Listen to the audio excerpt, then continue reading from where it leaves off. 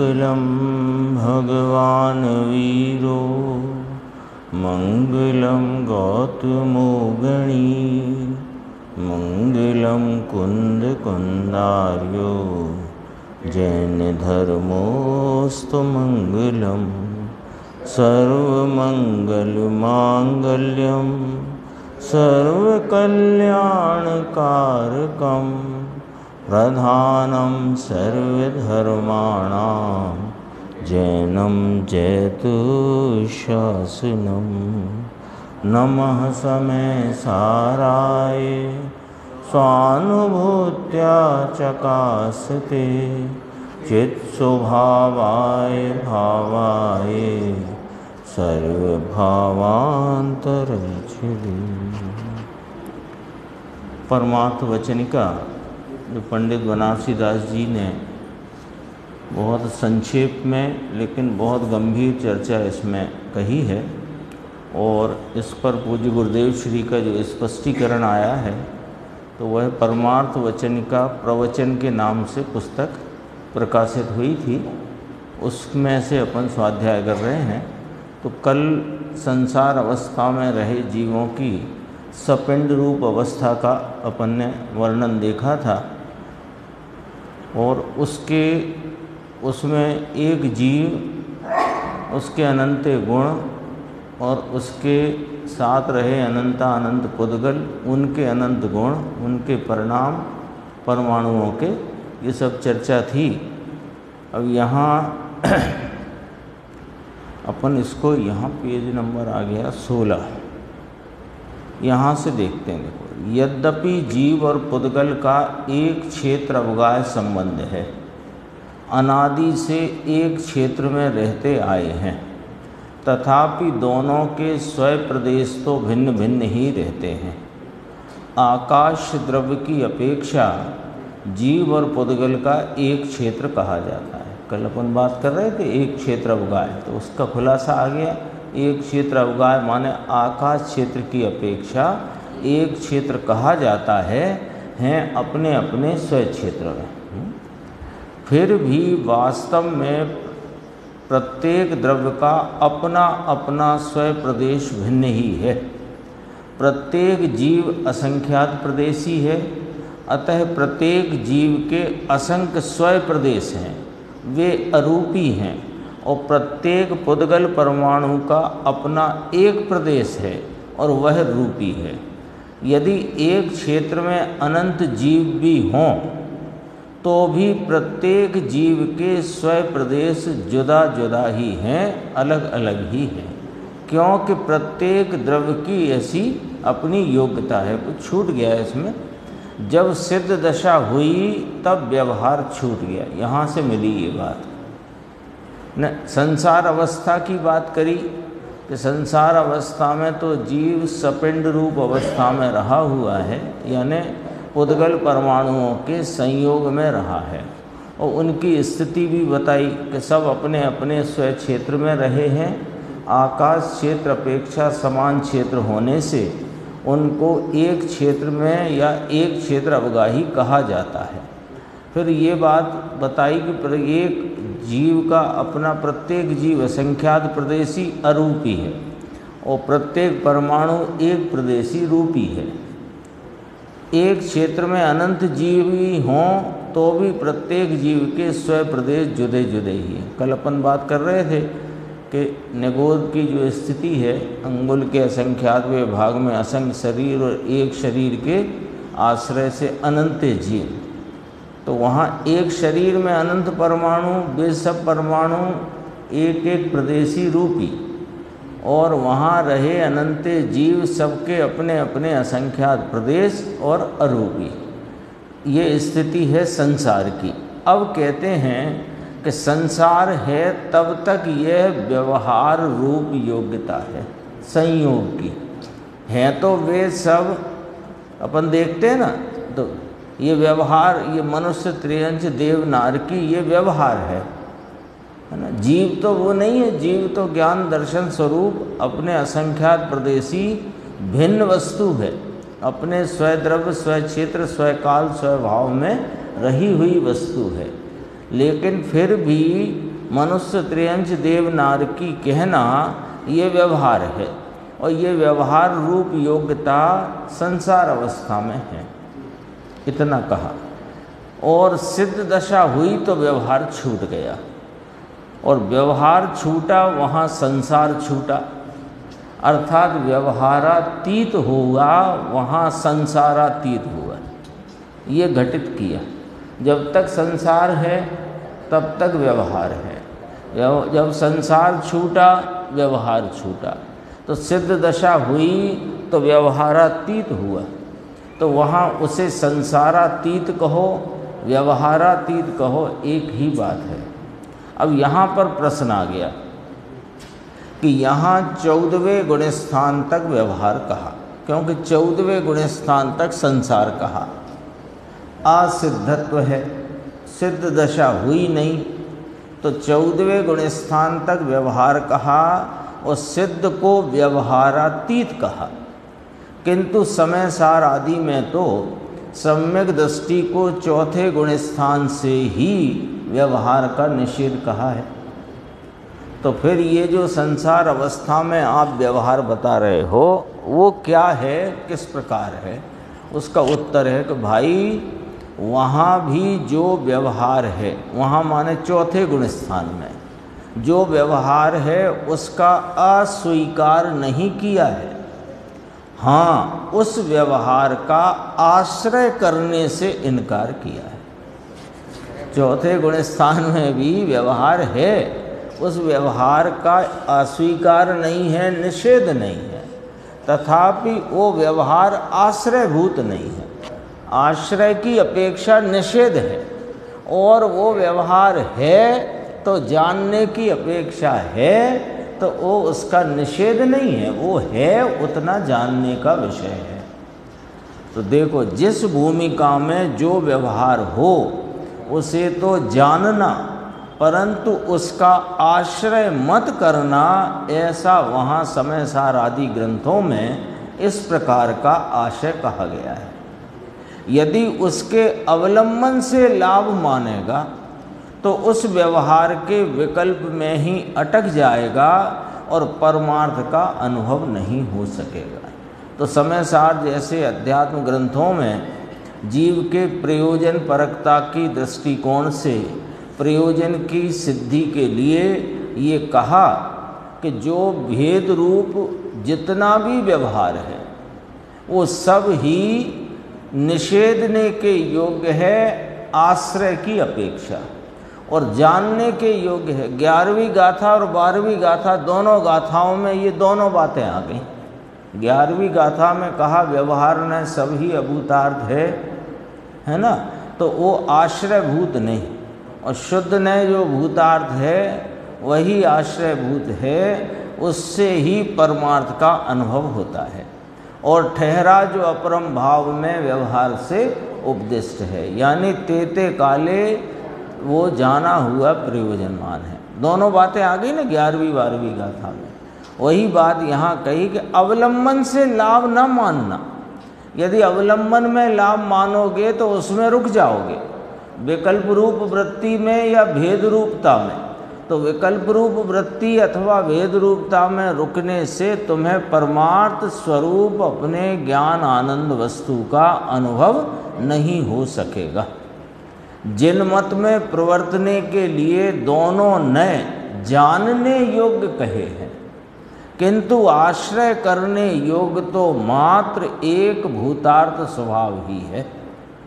अतः व्यवहार का ज्ञान मत छोड़ो, किंतु उसका आश्रय छोड़ो और परमार्थ का आश्रय करो, ऐसा उपदेश है।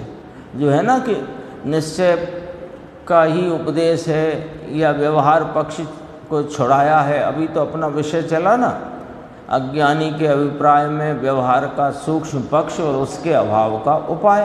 तो व्यवहार छुड़ाया है ना, तो व्यवहार नहीं छुड़ाया, दरअसल व्यवहार का पक्ष छुड़ाकर व्यवहार का आश्रय छोड़ो, और जो व्यवहार है वो ज्ञान का विषय है, जानने का विषय है। तो ये स्पष्ट यहाँ गुरुदेव ने इस संदर्भ में कहा, व्यवहार का ज्ञान मत छोड़ो किंतु उसका आश्रय छोड़ो। और परमार्थ का आश्रय करो, ऐसा उपदेश है। आगे कहते हैं, इसी प्रकार यहाँ भी संसार अवस्था में किस जीव का कैसा व्यवहार होता है उसका ज्ञान कराया है, आगे आएगी चर्चा, किंतु उसका आश्रय करने के लिए नहीं कहा। एक त्रिकाली अखंड द्रव्य को संसारी और सिद्ध ऐसे दो अवस्था भेद से लक्ष्य में लेना भी व्यवहार है। नियमसार में तो पद्म मलधारी देव ने श्लोक ही लिखा कि मैं सिद्ध और संसारी में भेद किस नय से कहूँ, किस नय से कहूँ, कहा है ना वहाँ पर। तो एक जो आत्मा है, निखालिस आत्मा, जितने आत्मा हैं जगत के, उनका निखालिस स्वरूप तो अखंड अभेद अपने अनंत गुणों का अभेद एक रूप सदरस भाव है। अब वहाँ पर तुम ये संसारी और ये सिद्ध, ये तो अवस्था के भेद हैं, वस्तु में कोई भेद होता नहीं। तो अवस्था भेद से वस्तु देखोगे तो ये व्यवहार हुआ, और अवस्था भेद को छोड़कर जो वस्तु को वस्तु तरीके देखो तो परमार्थ हुआ। तो पूरे जनागम की मूल बात है इतनी। यहीं से मार्ग मिलता है, यहीं से अपने को अनादि की भ्रांति टूटकर जो सम्यक दृष्टि कहो या सच्चे स्वरूप का आस्वादन और प्रतीति कहो, तो यहीं से रास्ता है। वस्तु तो द्रव्य पर्याय स्वरूप है, वस्तु द्रव्य पर्याय स्वरूप है, अनंत गुण स्वरूप होने से गुणों के भेद से भेद भी हैं, पर्यायों की बदलावट के भेद से भेद हैं, लेकिन वे भेद अधिक पर्याय के भेद हों कि गुण भेद हों, वे जानने के विषय हैं। तो उनका लक्ष्य छोड़कर एक अभेद द्रव्य स्वभाव को लक्ष्य में लेने से परमार्थ वस्तु स्वरूप का भान होकर अखंड अभेद तत्व की प्रतीति होती है, और यही पूरे जनागम का प्रयोजन है। यही तो प्रयोजन, वीतरागता प्रयोजन है। तो देखो यहाँ से बात की गंभीरता देखो, एक त्रिकाली अखंड द्रव्य को संसारी और सिद्ध ऐसे दो अवस्था भेद से लक्ष्य में लेना भी व्यवहार है, और उस भेद के लक्ष्य से निर्विकल्पता नहीं होती।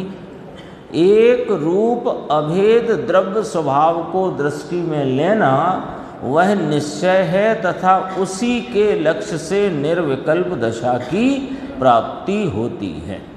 अब प्रश्न आ गया, ये पूरा यहाँ पर स्पष्ट कर दिया कि चौथे गुण स्थान में जो व्यवहार है वो जानने के लिए है, पर आश्रय के लिए नहीं। जितना भेद रूप व्यवहार है, गुण भेद पर्याय भेद का अथवा अन्य किसी संयोग आदि से, जितना मनुष्य त्रियंच आदि ये संयोग रूप व्यवहार है ना, और उसको अवस्था भेद में भी कह सकते हैं। तो वो सब व्यवहार जानने के योग्य है, आश्रय के योग्य नहीं। फिर यहाँ तक बात कह दी कि संसारी और सिद्ध ऐसे अवस्था भेद से भी निर्विकल्पता की प्राप्ति नहीं होती। तो व्यवहार का जो विषय है उसे छोड़ना, और जो निश्चय नय का विषय है उसका आश्रय करना, ये एकमात्र प्रयोजन है। अब प्रश्न आ गया कि क्या व्यवहार मिथ्यात्व है? तो कहा नहीं भाई, व्यवहार स्वयं मिथ्यात्व नहीं है। व्यवहार तो ज्ञानी को भी होता है, और यहाँ तो 14वें गुणस्थान पर्यंत व्यवहार कहा है। व्यवहार पूछा, इसकी चर्चा आगे समय सार नाटक की है, जो एक समय सार नाटक में बनारसी दास जी ने स्वयं कहा ना, जितना व्यवहार है उकत, व्यवहार उकत है वो सोई मिथ्यात्व है, ऐसा एक पद आया है उनका, उस संदर्भ में चर्चा है। देखो हाँ हाँ, मिथ्यात्व नहीं हो सकता। हाँ, उसमें व्यवहार के विषय में आपरूपता करना वो वास्तव में मिथ्यात्व है। ये बात आगे कही। हाँ, ज्ञान तो भेद है तो ज्ञान में आएगा। जो अवस्था का भेद है वो अवस्था को देखने से वह भेद ज्ञान में जानने में आता है। संसारी संसारी है, सिद्ध सिद्ध है। अब इस हाँ मिथ्यात्व में डाला उसको, व्यवहार में एकत्व करना वो मिथ्यात्व है। अभी देखो चौदहवें गुण स्थान का व्यवहार, उसकी भी चर्चा आने वाली है। देखो 14वें गुण स्थान में भी अभी योग की दशा है ना, अयोग हुए हैं लेकिन अभी असिद्धत्व है। अयोग केवली तो हुए 14वें गुण स्थान, लेकिन असिद्धत्व है। असिद्धत्व रूप भाव होना वो संसार का प्रतीक है, और संसार है सो व्यवहार है। अभी तो निकली बात ये, दो ही भेद तो होंगे। तो संसारी और सिद्ध, तो 14वें गुण स्थान को कौन से एक खाते में रखो, किस में रखना कि सिद्ध नहीं तो असिद्ध, असिद्ध नाम संसारी। हाँ, और फिर वे गुणस्थानातीत हैं सिद्ध अवस्था, और व्यवहारातीत है, संसारातीत है ना। अभी आएगी चर्चा, इसमें सब क्रम से लिया। यहाँ तो 14वें गुणस्थान पर्यंत व्यवहार कहा है, वह व्यवहार मिथ्यात्व नहीं है। ये 14 गुणस्थान क्यों याद किया? अरे वो तो अरिहंत अवस्था है ना, तो अरिहंत अवस्था में मिथ्यात्व का कोई कल्पना भी नहीं कर सकता, इसलिए उसको कहा। परंतु व्यवहार के, अब देखो मिथ्यात्व वाला प्रश्न ही क्यों उठा? ये जो प्रश्न उठा कि क्या व्यवहार मिथ्यात्व है, ये प्रश्न ही क्यों उठा? वो प्रश्न उठने का कारण और मिथ्यात्व क्यों है वो कारण यहाँ कहते हैं। परंतु व्यवहार के डैश अर्थात भेद के अवलंबन में अटक कर उससे लाभ माने तो अवश्य मिथ्यात्व है, लेकिन व्यवहार स्वयं मिथ्यात्व नहीं है। ये बात कही। हाँ, शुभराग मिथ्यात्व नहीं है, इसीलिए तो वो ज्ञानी को भी होता है, खरे घर तो ज्ञानी को ही होता है। और 14वें गुण स्थान तक लिया, वीतराग अवस्था तक, है ना व्यवहार को। अब ये देखो, ये जो समय सार नाटक का पद है वो मुझे याद नहीं आया, वो है ना, जितना केवली कथित जितना व्यवहार है तेई मिथ्यात्व है, ऐसी बात एक पंडित बनारसी दास जी का पद है, उसी की चर्चा है, चर्चा से ख्याल आ जाएगा। समय सार नाटक में कहा है कि असंख्यात प्रकार के जो मिथ्यात्व भाव हैं वे व्यवहार हैं। अब पकड़ना पॉइंट, जो व्यवहार है वो मिथ्यात्व है ये नहीं कहा है, लेकिन असंख्यात प्रकार के जो मिथ्यात्व हैं वे व्यवहार हैं, ऐसा कहा है। पॉइंट आया समझ में? व्यवहार है वो मिथ्यात्व है ये नहीं कहा। जितने प्रकार का, असंख्यात प्रकार का मिथ्यात्व जीव की परिणति में है वो सब व्यवहार का विषय है, तो वो व्यवहार है। तथा जिसका मिथ्यात्व छूटा, अब दूसरा पहलू लेना, जिसका मिथ्यात्व छूटा और सम्यक्त हुआ तो वह जीव निश्चय में लीन है और व्यवहार से मुक्त है। ये सब उस पद में लिखा है पंडित बनारसी दास जी। व्यवहार में छुड़ा है, निश्चय में जागृत। हाँ, वो एक आता है, एक ये व्यवहार से मुक्त है, ऐसा उसमें शब्द है। वह जीव निश्चय में लीन है और व्यवहार से मुक्त है। अब देखो ये कौन सा पहलू है, ये कौन सी अपेक्षा है?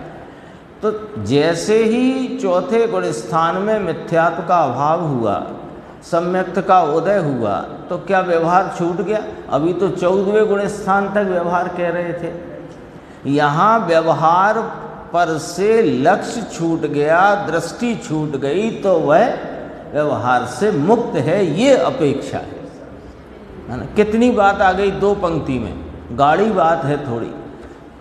जो व्यवहार है वो मिथ्यात्व है ये न कहा, लेकिन जितना मिथ्यात्व है वो सब व्यवहार है। एक बात कही, मिथ्यात्व टल गया, सम्यक्त का उदय हुआ, तो अब जीव की परिणति कहाँ लीन हो रही है कि परमार्थ स्वरूप में लीन है। उसके दृष्टि में एक परमार्थ स्वरूप ही रहता है और जितना व्यवहार शेष है वो उसके दृष्टि में रहता नहीं, क्योंकि उसे वह अपना मानता नहीं। असंख्यात प्रकार के जो मिथ्यात्व भाव हैं वह व्यवहार है। मिथ्यात्व भाव तो कभी व्यवहार हो ही नहीं सकते। व्यवहार का मतलब क्या है? यहाँ व्यवहार का विषय अपन सिर्फ व्यवहार में वो ही क्यों ले रहे हैं कि दया दान पूजा व्रत का परिणाम? नहीं, वो सम्यक दर्शन के बाद ही वो देखो, यहाँ तो क्या अपेक्षा लिए कि सम्यक के बाद तो व्यवहार से मुक्त हो गया। यहाँ व्यवहार का जो मूल पॉइंट चल रहा है वो पर्याय भेद, गुण भेद और संयोगी के दृष्टि से जो जितने भेद खड़े होते हैं वे व्यवहार है, और उनमें एकत्व है सो मिथ्यात्व है। और जितना मिथ्यात्व है वो क्यों व्यवहार है कि वो कोई निश्चय का विषय थोड़ी है, वो तो व्यवहार में जानने योग्य है। जो भी मिथ्यात्व है भले जानेगा सम्यक ज्ञान, पर सम्यक ज्ञानी ये जानते हैं कि नहीं कि ये सम्यक दृष्टि और ये मिथ्या दृष्टि जानते हैं ना सम्यक ज्ञानी। तो सम्यक ज्ञानी जानते हैं तो मिथ्या दृष्टि को वो व्यवहार के खाते रखते हैं, और जो स्वरूप की दृष्टिवंत है वो निश्चय की दृष्टि वाला है, ऐसा जानते हैं। तो वो पर्याय विमूढ़ता है। पर्याय विमूढ़ता में यहाँ मुख्यता लेना है भेद रूपता। देखो, भेद में कितने प्रकार के व्यवहार खड़े होते हैं। भेद रूपता यानी एक तो पर्याय भेद, जिसको अभी अपन ने पढ़ा, सिद्ध अवस्था संसारी अवस्था से देखना, है ना, ये पर्याय भेद है। अनंत गुण हैं, उन गुणों को भिन्न भिन्न रूपता से देखना, ये गुण भेद है। और संयोग रूप है संसार अवस्था, तो उस संयोग से जो अवस्था है, संयोग से जो अवस्था दिखाई देती है वो भी भेद रूप है। तो वो सब व्यवहार में गया, तो है ना, अभी नीचे आएगा, पराश्रयपना है उसमें। तो देखो यहाँ तो क्या कहा, असंख्यात प्रकार के जो मिथ्यात्व भाव हैं वे व्यवहार हैं। यहाँ अपन जो सम्यक ज्ञानी को व्यवहार होता है उसका अर्थ क्या है कि जितना व्यवहार मोक्ष मार्ग रूप परिणाम कहा वो सम्यक दृष्टि ज्ञानी को ही होता है, एक अपेक्षा ये है। दूसरी अपेक्षा सम्यक ज्ञान ही व्यवहार को व्यवहार और निश्चय को निश्चय, यानी व्यवहार के विषय को व्यवहार का विषय और निश्चय के विषय को निश्चय का विषय कौन जान सकता है? सम्यक ज्ञानी।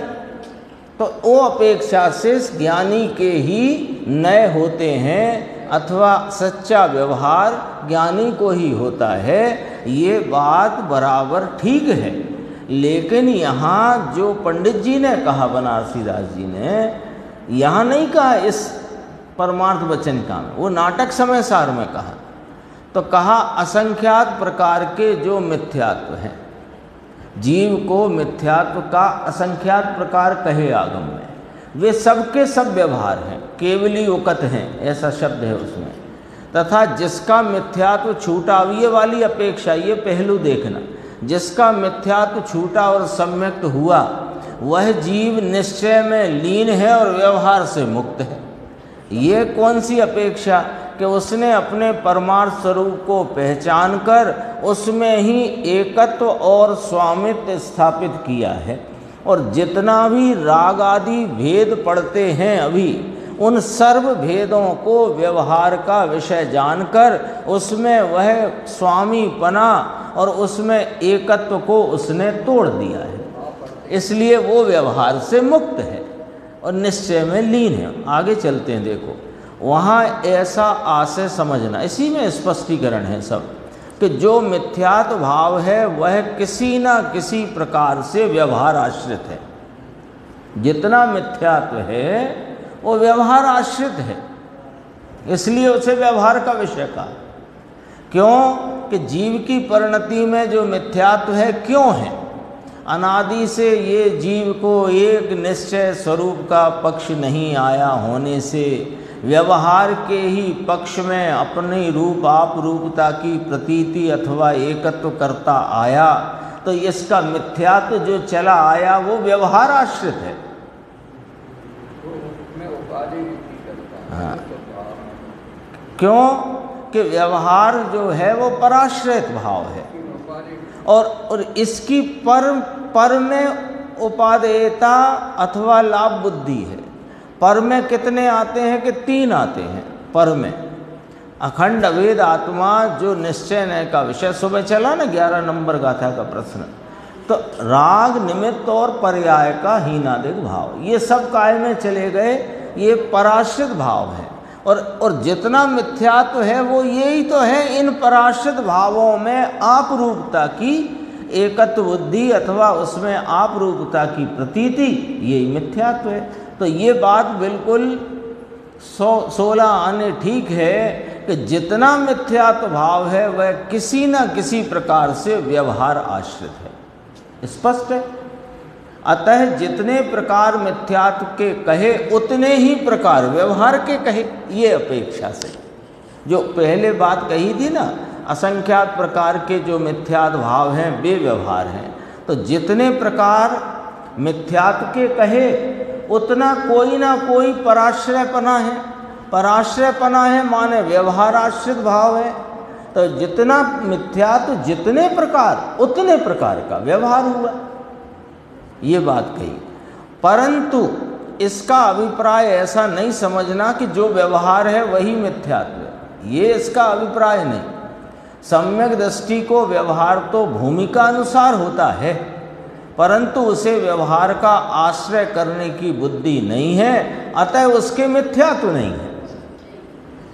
यहाँ मिथ्यात्व पर से घटित करना है व्यवहार की बात कि जितना मिथ्यात्व है वो व्यवहार आश्रित है। तो जितने प्रकार का मिथ्यात्व उतने प्रकार का व्यवहार। तो जो ज्ञानी के जो व्यवहार शेष है राग विकल्प भूमिका, वो उसकी भूमिका अनुसार होता हुआ विकल्प है, लेकिन उसको उसमें स्वामित्व नहीं, एकत्व नहीं, कर्तृत्व नहीं, कर्तव्य नहीं।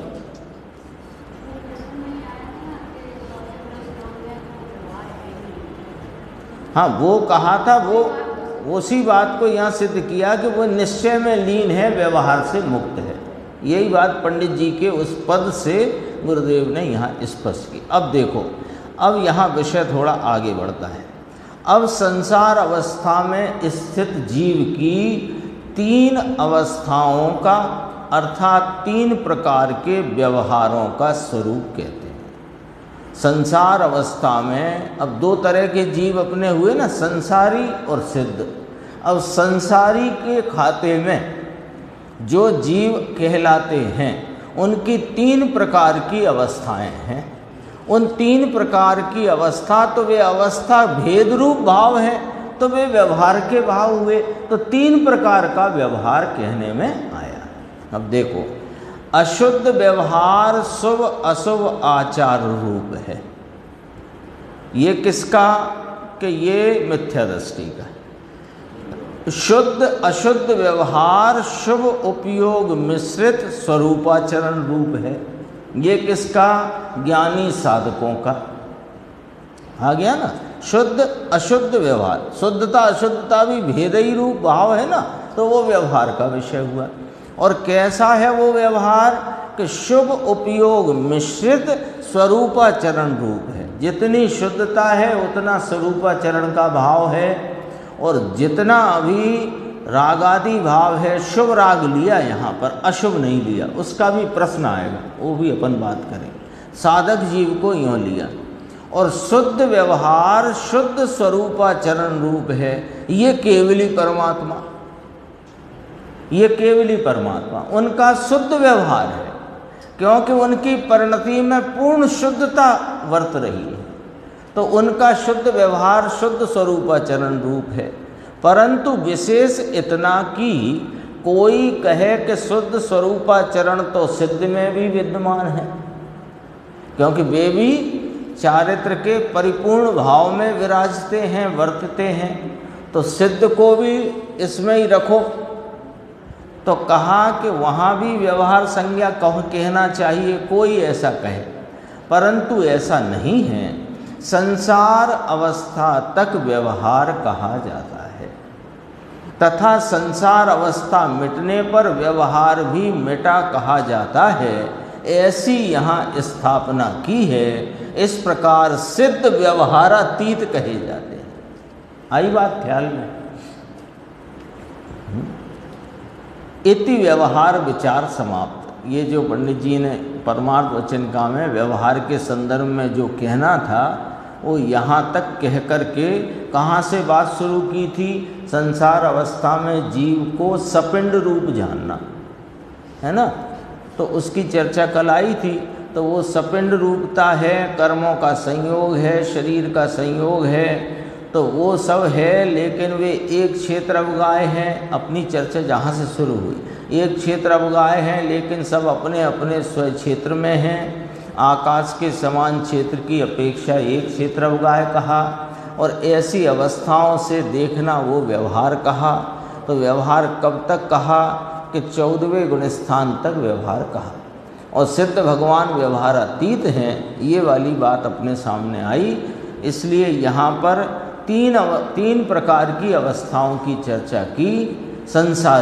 संसारी की 3 अवस्था, अशुद्ध व्यवहार, शुद्धाशुद्ध व्यवहार और शुद्ध व्यवहार। 3 आई ना। अशुद्ध व्यवहार में शुभ अशुभ दोनों लिए, शुद्ध अशुद्ध व्यवहार में शुभ लिया और स्वरूपाचरण चारित्र लिया, और शुद्ध व्यवहार में शुद्ध स्वरूपाचरण चारित्र लिया। फिर ये भी कहा, कोई कहेगा कि सिद्ध तो चारित्र के पूर्ण भाव में विराजते हैं, उन्हें भी फिर व्यवहार संज्ञा लगाओ। तो कहा नहीं, संसार अवस्था तक व्यवहार है। आपने पूछा था ना कि 14वें गुणस्थान में व्यवहार क्या रहा? कि ये व्यवहार है कि अभी असिद्धत्व है, और असिद्धत्व होना उनकी उस अवस्था भेद को बताता हुआ संसार भाव है, क्योंकि वे सिद्ध तो नहीं है ना। तो 2 ही तो हिस्से हैं, संसारी कहो कि सिद्ध कहो। इस प्रकार सिद्ध व्यवहारातीत कहे। इति व्यवहार विचार समाप्त। इसमें भी थोड़े प्रश्न हैं, अपन देखते हैं। देखो, सम्यक दृष्टि को पूरा ले लो, वो तो वही बात है जो अपन कर चुके हैं ना, वही बात है। अज्ञानी को शुभाचार रूप तथा अशुभ आचार रूप अशुद्ध व्यवहार है। उस शुभ अशुभ आचरण में शुद्धता नहीं है। मिथ्या दृष्टि को शुभ अशुभ राग का ही आचरण होता है, शुद्धाचरण नहीं होता। कोई कहे कि शुभ भाव शुद्ध भाव का कारण है, तो कहते हैं कि नहीं है। शुभ आचरण स्वयं अशुद्ध है। ये बात पंडित बनारसी दास जी भी 400 वर्ष पहले स्पष्ट कह गए हैं, और जैन सिद्धांत में अनादि से यही बात संत कहते आए हैं कि शुभ आचरण स्वयं अशुद्ध है। अशुद्ध में डाला ना उसे, और वह शुद्धता का कारण कैसे हो सकता है? इस प्रकार मिथ्या दृष्टि को जो अशुभ या शुभ आचरण है, वह अशुद्ध व्यवहार जानना। साधक का मिश्र व्यवहार कहो या शुद्ध अशुद्ध व्यवहार कहो, उसको शुभ उपयोग मिश्रित स्वरूपाचरण है, वह शुद्ध अशुद्ध मिश्र व्यवहार है। सम्यक दर्शन होते ही 4थे गुणस्थान से स्वरूपाचरण प्रकट हुआ, वह शुद्धता का अंश है, और वहाँ शुभ राग भी है, वह अशुद्धता है। इस प्रकार साधक को शुद्ध अशुद्ध रूप मिश्र व्यवहार है। फिर यहाँ प्रश्न है, देखो कि सम्यक दृष्टि को चतुर्थ आदि गुणस्थानों में अशुभ भाव भी होता है, तथापि यहाँ स्वरूपाचरण को शुभ मिश्रित ही क्यों कहा? अशुभ की बात क्यों नहीं की? 4थे गुणस्थान में तो अशुभ भाव भी होता है, 5वें में भी होता है, तो चतुर्थादि लिया ना, तो 4थे 5वें में तो स्पष्ट उल्लेख है अशुभ भाव का। फिर भी यहाँ वो शुद्ध अशुद्ध व्यवहार में, वो अशुद्ध व्यवहार में तो आपने शुभ अशुभ दोनों लिए, और शुद्ध अशुद्ध व्यवहार जो साधक का कहा, तो चतुर्थ आदि यानी 4थे 5वें गुणस्थान में तो साहिब वहाँ पर अशुभ भाव भी है, लेकिन आपने उनका जो व्यवहार गिनाया पंडित बनारसी दास जी ने, शुद्ध अशुद्ध व्यवहार या मिश्र व्यवहार, तो उसमें शुभ भाव को लिया और स्वरूपाचरण चारित्र के पवित्र भाव को लिया। अशुभ भाव को क्यों न लिया, ये प्रश्न है। उत्तर देखो, सम्यक दृष्टि को अशुभ की प्रधानता नहीं है, शुभ की प्रधानता है। समझना जरा यहाँ, शुभ की प्रधानता है का अर्थ है कि जितनी परान्मुख वृत्ति है उसमें उसको शुभ की प्रधानता है, अशुभ की नहीं। परान्मुख वृत्ति की अपेक्षा लेना, बाकी कोई कहे कि ले उसको शुभ की प्रधानता है, शुद्ध की नहीं, ये वाली बात नहीं। शुद्ध भाव तो स्वरूप सन्मुख वृत्ति है, और जितनी परान्मुख वृत्ति है इसीलिए तो मिश्र व्यवहार कहा। और वो परान्मुखता में शुभ की मुख्यता है, अशुभ की नहीं। इतनी बात यहाँ रखें, क्योंकि बढ़ता हुआ शुभ उपयोग नीचे कहेंगे उसमें, ये अगली लाइन में है।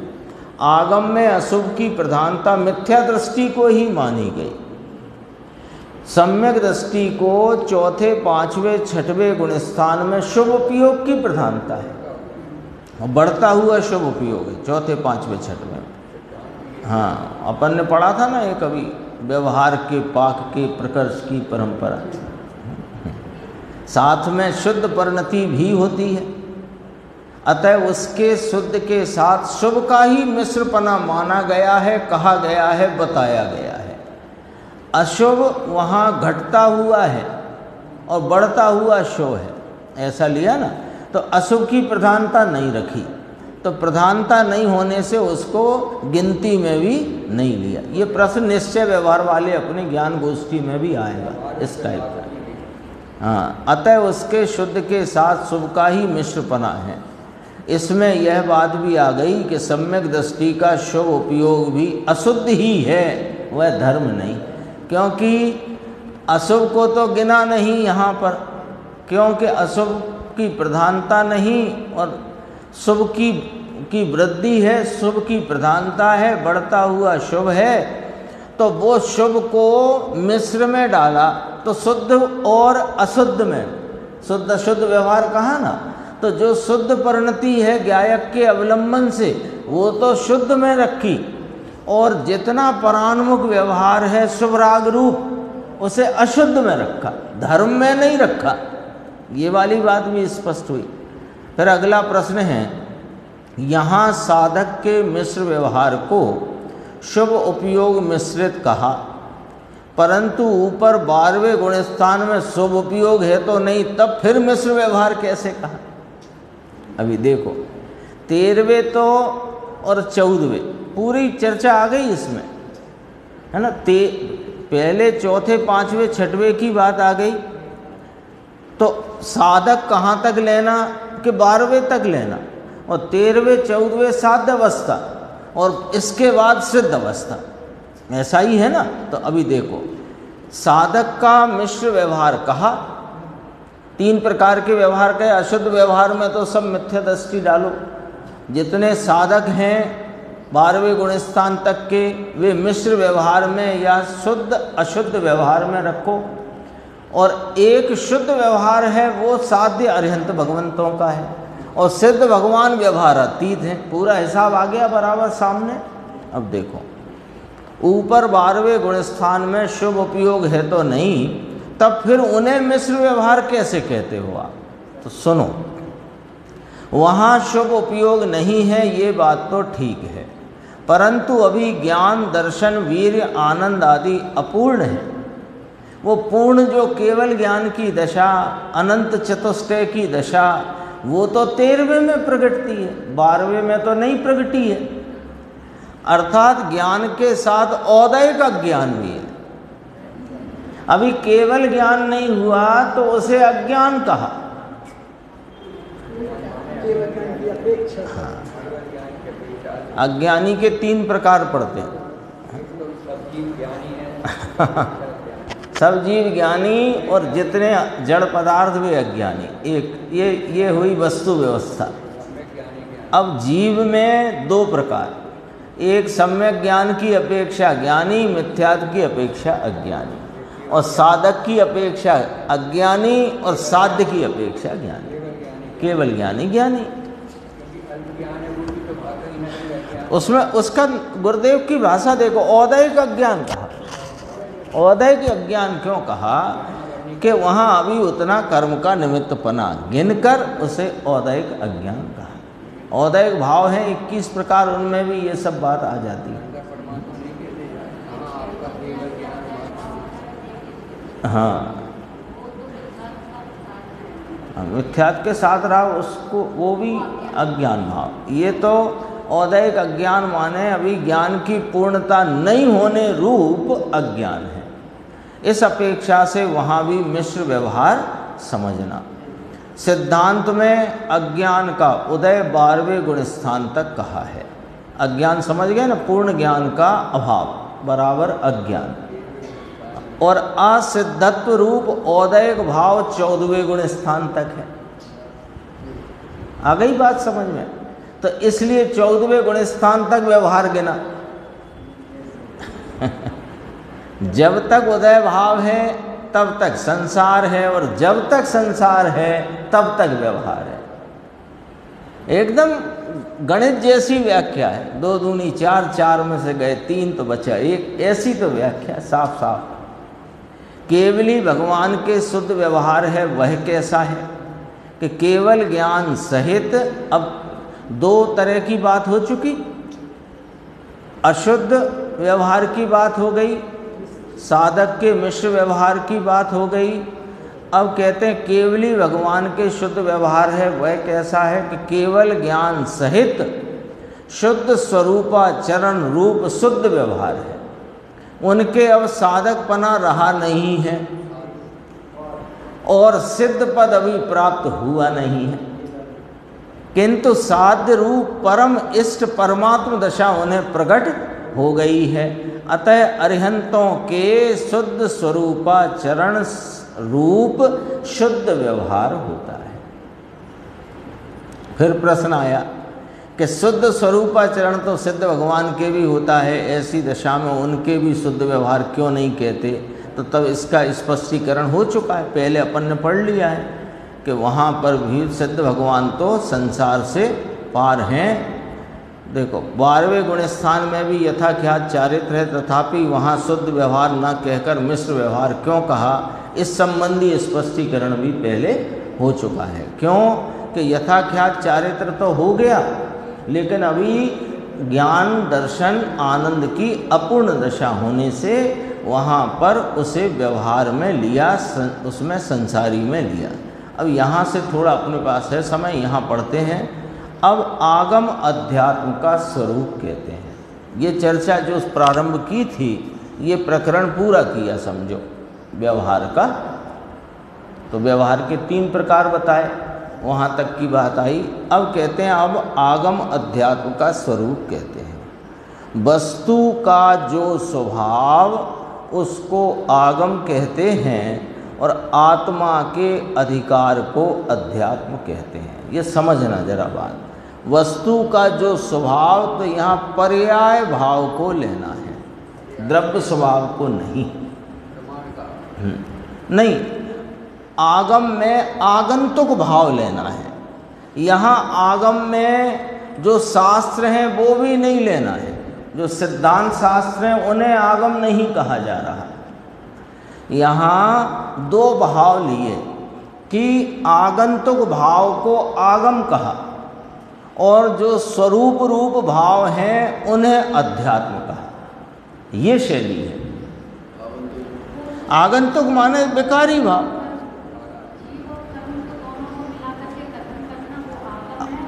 हाँ, वो बात है, पर इसमें पहले ये एक बात अपन हेडलाइन में ले लो कि यहाँ सिद्धांत ग्रंथों को आगम नहीं कह रहे, है ना, और प्रमाण को भी आगम नहीं कह रहे। वो बात आती, आगम शैली नाम ही इसलिए पड़ा उसका क्योंकि उसमें जीव के आगंतुक परिणामों का और उनके परिणामों के अभाव की चर्चा की गई, इसलिए उनका नाम आगम पड़ा। लेकिन आगम जो शब्द है उससे चल रहे हैं अपन, पहले अपन उससे चलेंगे। आगम माने आगंतुक भाव, आगंतुक भाव माने आने वाले विकारी भाव, वे स्वभाव भाव नहीं है, आगंतुक भाव है, आए हैं, है ना। फिर उसमें कर्म आदि का निमित्त है, ये सब बात उसमें चली जाएगी, है ना, उसकी सब नीचे आ रही है डिटेल। और आत्मा के अधिकार को, आत्मा का अधिकार माने आत्मा के स्वभाव रूप भाव को अध्यात्म कहते हैं। अभी इतना उन दोनों शब्दों का अर्थ पकड़ो, फिर वे आगम ग्रंथ और अध्यात्म ग्रंथ, फिर बात इसी में से निकल आएगी। लेकिन पहले शब्द पकड़ो। आगम ग्रंथ को आगम नहीं कह रहे, आगम कह रहे हैं आगंतुक भाव को। और वे आगंतुक भाव का आना किस प्रकार है और उनका अभाव किस प्रकार है, ये आगम ग्रंथ हो गए। तो आगमन में जो पूरक पर्याय भाव, हाँ, पर्याय भाव माने विभाव और स्वभाव दोनों। नहीं नहीं नहीं, आगंतुक भाव में विकारी भाव, विकारी, और आत्मा के अधिकार के जो भाव हैं, अपने स्वाभाविक ज्ञान दर्शन सुख चारित्र आदि, ये अध्यात्म भाव। तो माने निर्मल पर्याय अध्यात्म में जाए। हाँ, निर्मल पर्याय, उसको इसमें लेंगे शुद्ध चेतना पद्धति, और नीचे लिया कर्म पद्धति। देखो पढ़ते हैं फिर स्पष्ट होगा। वो तो इसलिए थोड़ा स्पष्ट किया कि आगम का अर्थ यहाँ शास्त्र नहीं लेना और प्रमाण भी नहीं लेना। आगम का अर्थ है आगंतुक भाव, और अध्यात्म का है स्वाभाविक भाव। ठीक है, अब बढ़ते हैं आगे। आगम तथा अध्यात्म स्वरूप भाव आत्मद्रव्य के जानना, आत्मद्रव्य के ही तो हो रहे हैं वे विकारी भाव, और स्वभाव रूप भाव भी आत्मद्रव्य के ही भाव हैं, तो उन्हें आत्मद्रव्य के जानना, गड़बड़ नहीं करना ऐसा बराबर। ये दोनों भाव संसार अवस्था में त्रिकालवर्ती मानना, संसार अवस्था में त्रिकालवर्ती मानना। त्रिकालवर्ती कैसे मानना? क्या अनंत काल के नहीं, त्रिकाल में होता है भूत वर्तमान भविष्य, तीन होते हैं ना त्रिकाल में। तो भूतकाल में संसार अवस्था में ये इस प्रकार के भावों में रहा, ठीक है, और वर्तमान में भी इन प्रकार के भावों में है, और भविष्य में जब तक संसार अवस्था है तब तक इसके ये भाव रहेंगे। इस प्रकार जानना, इसमें त्रिकाल समा गया। उसका विवरण आगम रूप कर्म पद्धति और अध्यात्म रूप शुद्ध चेतना पद्धति। पहले आगम अध्यात्म बताए। आगम भाव और अध्यात्म रूप भाव आत्मद्रव्य के हैं। ये कब तक हैं कि संसार अवस्था में त्रिकालवर्ती जानना। विवरण आगम रूप कर्म पद्धति और अध्यात्म रूप शुद्ध चेतना पद्धति। उसका विवरण कर्म पद्धति पौदगलिक द्रव्य रूप अथवा भाव रूप। इसको फिर और स्पष्ट किया। द्रव्य रूप पुद्गल परिणाम और भाव रूप पुद्गलाकार आत्मा की अशुद्ध परिणति रूप परिणाम, उन दोनों परिणामों को आगम रूप स्थापित किया। अभी यहाँ थोड़ा सा विषय समझना कि पुद्गल द्रव्य रूप पुद्गल परिणाम, जो पुद्गल कर्मोदय आदि हैं उनको यहाँ संसार अवस्था में जीव के परिणाम में गिना, और उनके निमित्त से होते हुए जो आत्मा की अशुद्ध परिणति रूप परिणाम हैं वे भाव रूप आगम परिणाम, और जो पुद्गल के उदय आदि रूप परिणाम हैं वे कर्म रूप या आगम रूप द्रव्य परिणाम। द्रव्य रूप और भाव रूप। आगम की बात हो गई।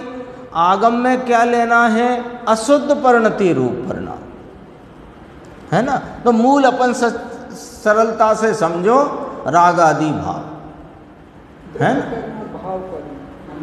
हाँ हाँ, तो वो जो द्रव्य कर्म को यहाँ जीव का परिणाम गिना संसार अवस्था अपेक्षा से, क्योंकि उसके लक्ष्य में होने वाले हैं। तो तो उसको जीव में ही गिन लिया आगम पद्धति में, है ना।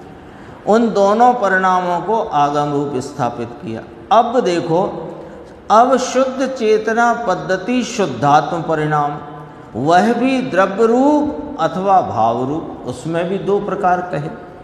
द्रव्य रूप तो जीवत्व परिणाम, जीवत्व है ना, जीवत्व शक्ति से यह जीव जीता है, तो इसको द्रव्य रूप में लिया। पारिणामिक भाव, ऐसे 5 भाव हैं जीव के, तो उसमें पारिणामिक परम पारिणामिक भाव को द्रव्य रूप भाव कहा और जीवत्व उसका भेद कहा। आया है ना, हाँ 3 भेद आए ना। तो जीवत्व परम पारिणामिक भाव का भेद कहा, तो जीवत्व को द्रव्य रूप शुद्ध परिणाम जीवत्व, और भाव रूप क्या लेना, ज्ञान दर्शन सुख वीर आदि अनंत गुण परिणाम, वे भाव रूप में लेना। द्रव्य रूप में क्या लिया, ये शुद्ध चेतना पद्धति है ना, यहाँ कर्म मरम से कोई मेल मिलावट नहीं, उसका निमित्तपना होता है, वो आगम की बात है। तो यहाँ अब जरा थोड़ा सा नक्शा बना लो, तब ये पूरी चर्चा समझ में आएगी। 2 मिनट में अपन बात करते हैं कि आगम माने आगंतुक विकारी भाव, और अध्यात्म माने अपने ही आत्म स्वभाव के भाव, वे अध्यात्म। दो हो गए। अब आगम में क्या क्या आया कि आगम की बात कही कि आगम है कर्म पद्धति रूप और अध्यात्म है शुद्ध चेतना पद्धति रूप। ठीक है। अब कर्म पद्धति है तो उसमें 2 प्रकार, द्रव्य और द्रव्य रूप पुद्गल परिणाम और भाव रूप आत्मा के अशुद्ध परिणति रूप परिणाम। ये आगम की विवक्षा, या जो आगम शब्द से आगम कर्म, आगम रूप कर्म पद्धति कही, उसमें 2 प्रकार के परिणाम कहे, द्रव्य परिणाम भाव परिणाम। भाव जीव का भाव कर्म और उसमें निमित्त होते द्रव्य कर्म आदि के परिणाम, उसको जीव का गिना संसार अवस्था में, जीव के गिने संसार अवस्था में, क्योंकि वो सपिंड रूप जानना वहाँ से शुरू करिए ना बात पंडित जी ने। अब देखो, शुद्ध चेतना पद्धति में भी द्रव्य रूप और भाव रूप 2 लिए। द्रव्य रूपता तो जीवत्व पर घटाई, क्योंकि जीवत्व पारिणामिक भाव का भेद है और जीवत्वपना जीव के सदा काल है ना। और भाव रूप ज्ञान दर्शन सुख वीर आदि अनंत गुण जो परिणाम, वे दोनों अध्यात्म रूप जानना। अब देखो, आगम अध्यात्म दोनों पद्धतियों में अनंतता मानना और इनको त्रिकालवर्ती संसार अवस्था में त्रिकालवर्ती मानना, अनंतता मानना और संसार अवस्था में त्रिकालवर्ती मानना। उसकी खुलासा गुरुदेव करेंगे, अपन उसे पढ़ेंगे। उसकी मोटी बात इतनी सी है कि संसार अवस्था में कोई ऐसा नहीं हो सकता कि कर्म पद्धति वाले यानी आगंतुक विकारी भाव वाले जीव ही न हो, ऐसा नहीं हो सकता। और कभी शुद्ध भाव वाले जीव हो ही नहीं, ऐसा भी नहीं हो सकता, है ना। ये अपेक्षा लेकर के उनको त्रिकालवर्ती भी कहा गया है। वो अपन आगे की स्वाध्याय में देखेंगे। एक जीव की अपेक्षा नहीं, सबकी बात।